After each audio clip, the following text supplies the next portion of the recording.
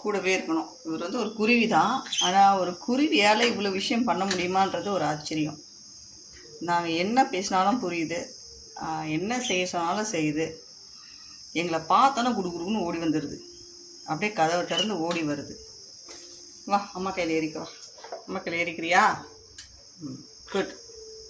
செக்கில் இறங்க வந்து கூண்டில் இருக்கிறத காட்டிலும் வெளியே எங்களோட நடமாடிக்கிட்டே இருக்கணும், எங்களோட விளையாடிக்கிட்டே இருக்கணும்.